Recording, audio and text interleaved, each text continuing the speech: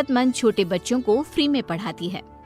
उसकी इस खूबी से बाकी लोगों के साथ सास भी बहुत खुश होती है। तुम सच में बहुत अच्छा काम कर रही हो बेटा।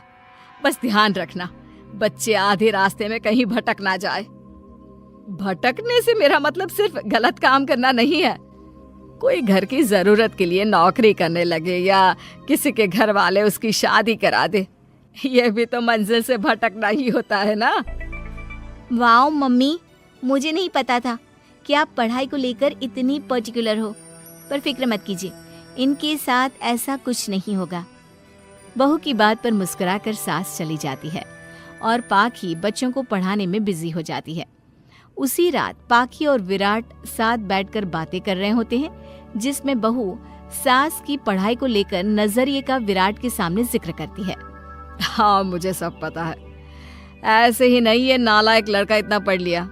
वो मम्मी ही तो है जिन्होंने बचपन से खाना खाया या नहीं से ज्यादा पढ़ाई की या नहीं पूछ पूछ कर मुझे इतना पढ़ने पर मजबूर कर दिया। वो हमेशा मुझे पढ़ाई और सेल्फ इंडिपेंडेंट होने की इम्पोर्टेंस याद दिलाती रही। और आज मेरी ये सरकारी नौकरी, इतनी अच्छी पोस्ट, उसी का तो नतीजा है। वाह, अगर मम्मी इतनी पढ़ी लिखी है तो कोई जॉब क्यों नहीं करती? और अगर जॉब नहीं करती तो मेरे साथ बच्चों को ही पढ़ा ले। तुम्हें किसने बोला कि मम्मी पढ़ी हुई हैं? उन्होंने तो अपनी 12th क्लास भी पूरी नहीं की। उससे पहले ही नाना जी ने मम्मी की शादी करा दी। शायद इसलिए पढ़ाई और अपने पैरों पर खड़े होने को लेकर उनकी सोच ऐसी है, क्योंकि वो खुद ये सब करना चाहती हो। पत्नी की बात सुन के विराट भी सोच में पड़ जाता है। दोनों मिलकर प्लान बनाते हैं और अगले दिन बच्चों को पढ़ाते हुए पाखी उनके पास एक कुर्सी एक्स्ट्रा लगा देती है। ये एक कुर्सी ज्यादा किसके लिए लगाई है बेटा? कोई नया बच्चा आने वाला है क्या?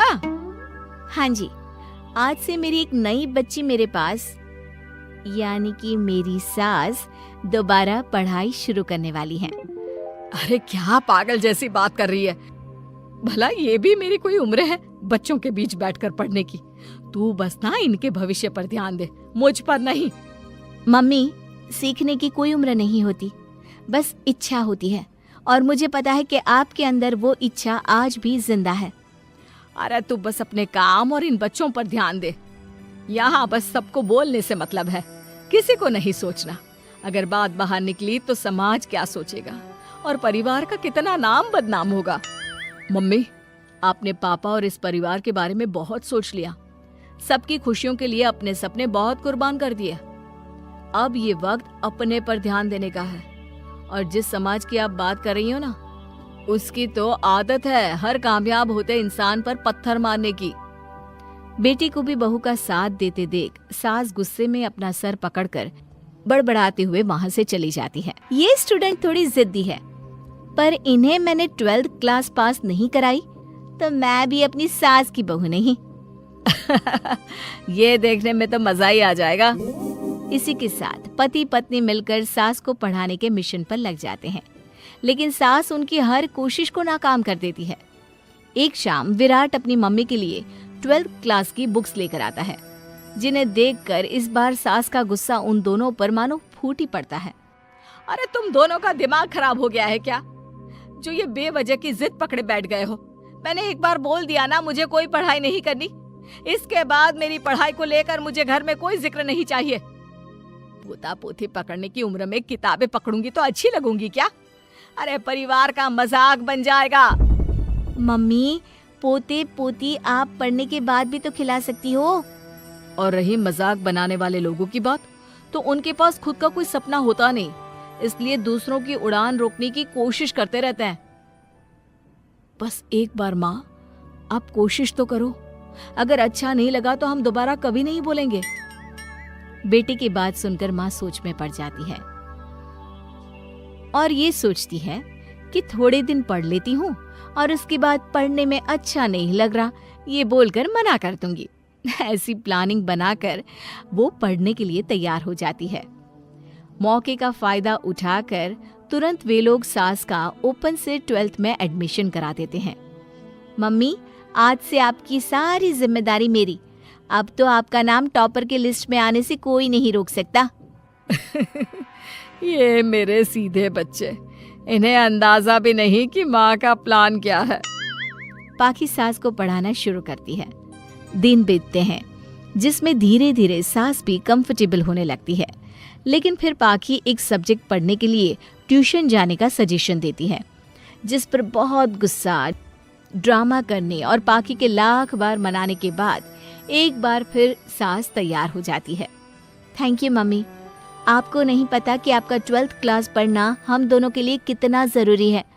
अब ये सिर्फ आपका नहीं, हमारा सपना भी बन गया है। बहू की बात सुनकर सास अपने प्लान को लेकर सोच में पड़ जाती है।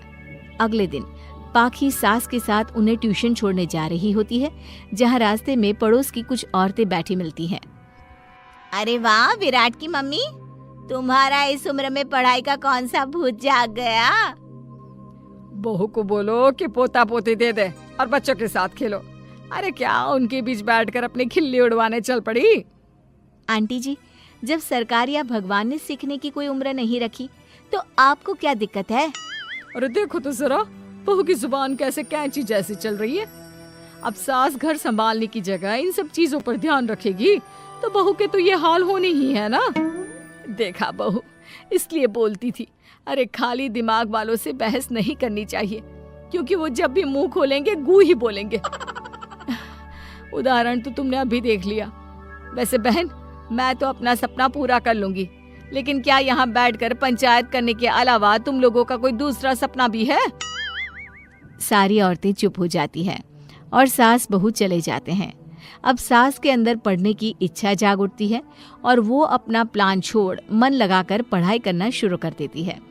देखते ही देखते 1 साल बीतता है और बोर्ड एग्जाम शुरू हो जाते हैं। मम्मी, एग्जाम के लिए जाने से पहले जल्दी से ये दही शक्कर खा लो। अरे चल पागल, ये सब बच्चों के लिए होता है। अभी आप भी हमारे लिए स्कूल में एग्जाम देने वाली बच्ची ही तो हो। बच्चों का प्यार देखकर सासू माँ खुश हो जाती है और दही शक्कर खाकर विराट के साथ घर से निकल जाती है, जो मम्मी को एग्जाम सेंटर पर छोड़ ऑफिस चला जाता है। इसी तरह समय बीतता है और एग्जाम खत्म होने के बाद देखते ही देखते रिजल्ट भी आ जाता है। मेरी टॉपर माँ, तुमने तो तहलका मचा दिया। हर तरफ तुम्हारे ही चर्चे हैं। घर वाले ये खुशी मना रहे होते हैं कि वही औरतें उनके घर आती हैं। अरे पंचायत की टोली, आज मेरे घर कैसे?